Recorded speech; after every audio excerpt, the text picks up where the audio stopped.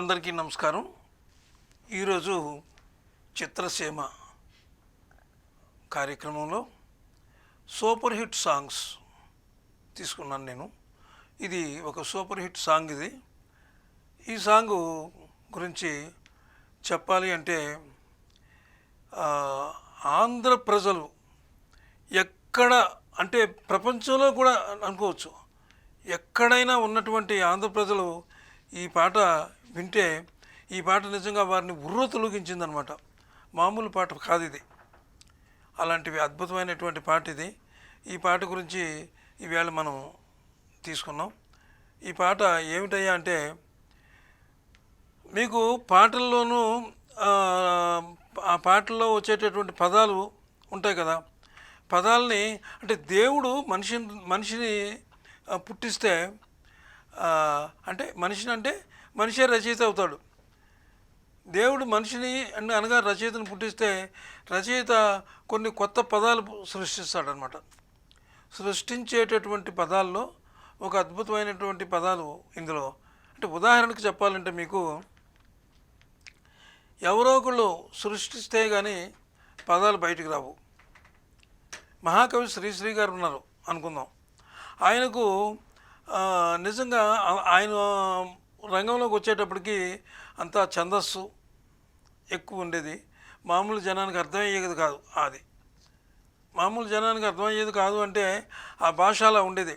ఉదాహరణకి ఒక చిన్న సెంటెన్స్ తీసుకుందాం మనం. సూర్యుడు ఉదయిస్తున్నాడు అనుకోండి. సూర్యుడు ఉదయిస్తున్నాడు, దాన్ని ఆ రోజుల్లో అంతకు ముందు ఉండే భాషలో చెప్పాలి అంటే, అనంతం అవతలి అంచులోంచి ఉద్భవిస్తోంది దినపు ఉదంతం, చీకటి రేఖల్ని ఛేదించుకుంటూ చిరు వెలుతురుల్ని ప్రసరించుకుంటూ అని ఆ రోజుల్లో ఉండేది. దాన్ని శ్రీశ్రీ గారు ఏం చేశారు, సూర్యకిరణాలు వస్తున్నాయి భూమి మీదకి, భూమిని తాకుతున్నాయి, అందరూ కూడా లేచి అంటే అంటే తమ పనుల్లో చక్కగా వెళ్ళండి అనే అర్థం వచ్చేటట్టుగా ఆయన ఎక్కడో ఒకసారి చెప్పారు. అంటే తేలిక పదం అన్నమాట ఇది. అలాగే ఆనాడు పద్యాలు ఎక్కువగా ఉండేవి. మామూలుగా ఎవరైనా కవిత్వం రాయాలంటే పద్యం ఉండేది దాంట్లో. అంటే పద్యాల్లో చాలా రకాలు ఉన్నాయి. అంటే ఆ పద్యాలు చేసే పద్యం కానీ లేకపోతే ఇంకో పద్యం కానీ చాలా పద్యాలు ఉన్నాయి రకరకాల. ఆ రకరకాల పద్యాల్లో నుంచి ఆయన ఏం చేశారంటే, ప్రేవర్సు అనేటటువంటి ఒక అద్భుతమైనటువంటి శైలిని ప్రవేశపెట్టారు ఆయన. ప్రేవర్స్ అంటే ఎలా ఉంటుంది, చక్కగా తేలిగ్గా అర్థమైపోతుంది అనమాట. ప్రతి వాళ్ళకి కూడా తేలిగ్గా అర్థమైపోతుంది ప్రేవర్స్ అంటే.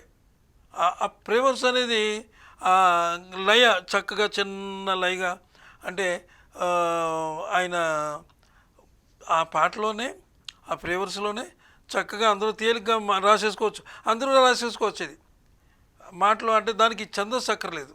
ప్రేవర్స్కి అర్థం భావం చాలు. ఆ రకంగా ఆ ప్రేవర్స్ నుంచి ఆయన తీసుకొచ్చారు. ఇక ఆయన భావం ఎలా ఉండేదంటే, దేన్ని వదిలేవారు కాదు. కుక్క పిల్ల, అగ్గి పుల్ల, సబ్బు బిళ్ళ. కుక్క పిల్ల, అగ్గి పుల్ల, సబ్బు బిళ్ళ, కాదేది కవిత కనర్హం, కావాలో భావావేశం. కాదేది కవిత కనర్హం, కావాలో భావావేశం. అలాగే ఆయన అన్ని అందులో ఆయన రాసినటువంటిది మహాప్రస్థానంలోనే చదివితే మీకు తెలుస్తుంది. అందులోను అంటే సాలెల మగ్గం జాలరి పగ్గం. సాలెల మగ్గం గురించి పెద్ద ఎవరు వర్ణిస్తారు చెప్పండి? ఆ జాలరి తీసుకునే పగ్గం గురించి ఎవరు చేస్తారు? అంటే ఆయన అట్టడుగు నుంచి వచ్చినటువంటి భావాల్ని చక్కగా అందరికీ అర్థమయ్యేటట్టుగా ఆయన్ని చాలామంది రకరకాలుగా ఆయన అన్నారు. విప్లవం ఆయన విప్లవ కవి అన్నారు, కాసేపు ఇంకో రకంగా అన్నారు. ఏది ఏమైనప్పటికీ కూడా ఆయన ప్రజల్ని అంటే ఆయన వల్ల చిన్న చిన్న రచయితలు అందరూ కూడా గొప్ప రచయితలు అయ్యారు. ఈ ప్రేవర్స్ అనేది ఎప్పుడైతే వచ్చిందో, ఈ చక్కటి శబ్దం, దానికి ఛందస్సు అక్కర్లేదు, ఏమీ అక్కర్లేదు, చక్కగా పాడుకునేటటువంటి పాటల్లో కూడా మంచి మంచి పాటలు కూడా రాసుకుంటున్నారు అందులో. అంటే పద్యం నుంచే అది నిజంగా ఛందస్సు నుంచే, ఛందస్సు అనే గొప్పదే, అయితే కష్టం అది. ప్రతి మనిషి దాన్ని పట్టుకోలేడు. మామూలు వాళ్ళు కూడా కనీసం 5-6 తరగతుల వాళ్ళు కూడా ప్రయోగశాల చేయొచ్చు చక్కగా, ఒక చిన్న కాగితం ముక్క తీసుకుని. అట్లాంటి మహానుభావుడైన. ఇప్పుడు ఇదంతా నేను ఎందుకు చెప్తున్నానంటే, ఈ పాటలో ఒక అద్భుతమైనటువంటి పదం ప్రవేశపెట్టారు ఈ పాటలో సి నారాయణ రెడ్డి గారు. ఈ సినిమా పేరు గులేబ కావళి కథ. గులేబ కావళి కథ. పాట పేరు నన్ను దోచుకుందువటే వన్నెల దొరసాని. ఎవరు? వన్నెల దొరసాని. ఈ దొరసాని అనేటటువంటి పదాన్ని ఆయన కొత్తగా ప్రవేశపెట్టారు. ఇంతవరకు ఎవరు టచ్ చేయలేదు ఆ పదాన్ని. ఆ రోజుల్లో అన్నారు, నన్ను దోచుకోవడం ఏమిటి, అదేంటది అశ్లీలంగా ఉంది అని చాలామంది ఆ రోజుల్లో అన్నారు కానీ కొంతమంది ఆహా ఏమి భావం, చక్కటి భావం, చక్కటి పదం అని చాలామంది అన్నారు. నన్ను దోచుకోవడం ఏంటి, నన్ను ప్రేమించమని అనాలి కదా, లేకపోతే నన్ను దగ్గరికి తీసుకోమని అనాలి కదా, దోచుకోవడం ఏమిటి అనేటటువంటి ఆ రోజుల్లో వచ్చినాయి. అవన్నీ కూడా ఈ పాట సంచలనం సృష్టించిన తర్వాత అవన్నీ ఎగిరిపోయినాయి అన్నమాట. అంత అద్భుతమైన పాట ఇది.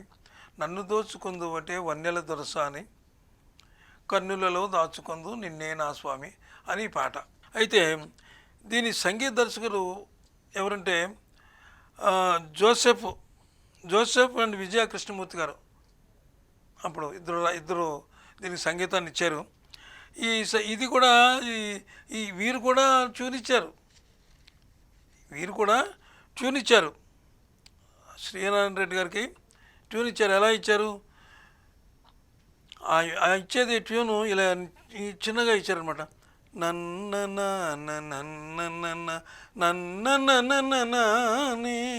అని ఇచ్చారు ట్యూను. ఆహా ఏం పదం రాశారండి. వాళ్ళే అన్నారట, ఆహా ఏం పాట అండి ఇది, నన్ను దోచుకుందు అంటే వన్నెల దొరసానా, ఆహాహా ఏ పదప్రయోగం అని చెప్పి వారు కౌగిలించుకున్నారట, ఆలింగనం చేసుకున్నారట ఆయన విజయకృష్ణమూర్తి గారు. ఆ సంచేత ఆ పాట అలా ఉంది. ఇక దీనికి మంచి రాగం ఉంది. ఈ రాగం చివరిలో చెప్తాను. ఈ పాట కొద్దిగా మీకు వినిపిస్తాను. మామూలుగానే నేను రచయితను మాత్రమే కానీ సంగీత దర్శకుని కాదు, అలాగే గాయకుని కూడా కాదు. ఆ పాట వినిపించేసి ఈ పాటని పూర్తి చేద్దాం. నన్ను దోచుకొందువటే వన్నెల దొరసాని, నన్ను దోచుకొందువటే వన్నెల దొరసాని, కన్నులలో దాచుకొందు నిన్నే నా స్వామి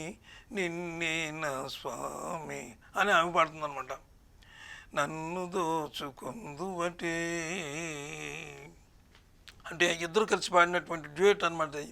ఆమె ఏం పాడుతున్నారంటే, జమున గారు పాడింది,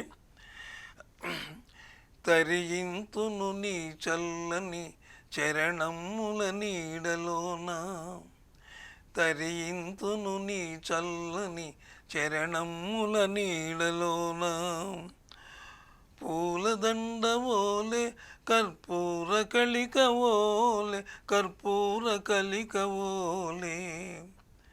పూలదండవోలే కర్పూర కలికవోలే.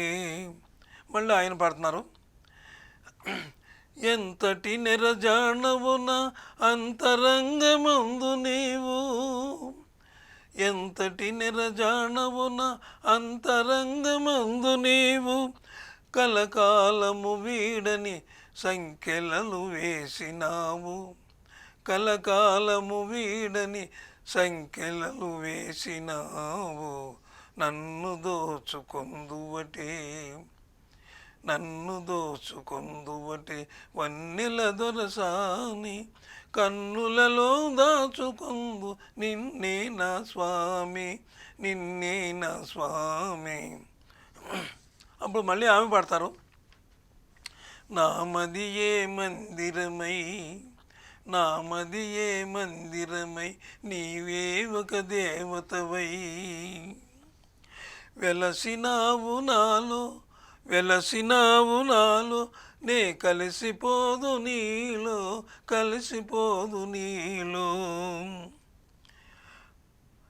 ఏనాటిదో మన బంధం ఎరుగరాని అనుబంధం ఏనాటిదో మన బంధం ఎరుగరాని అనుబంధం ఎన్ని యుగాలైనా ఇది ఎగిరిపోని గంధం ఎన్ని యుగాలైనా ఇది ఎగిరిపోని గంధం నన్ను దోచుకొందువటే నన్ను దోచుకొందువటే వన్నెల దొరసాని కన్నులలో దాచుకొందు నిన్నే నా స్వామి నిన్నే నా స్వామి నన్ను దోచుకొందువటే.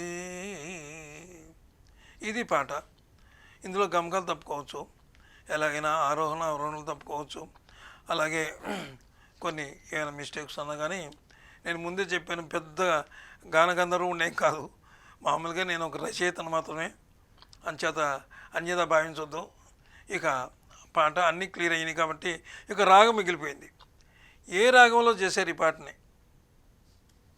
ఇది అభేరీ రాగంలో చేశారు.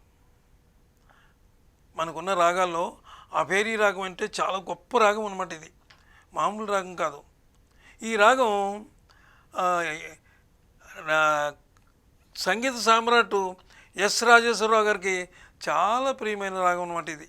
అంటే ఇప్పుడు ఆయన చేయలేదు, చెప్తున్నా, అంత అద్భుతమైనటువంటి రాగం ఇది, అభేరీ రాగం. ఈ రాగంలో చేశారు. ఈ పాట అంత గొప్ప పాట ఇది.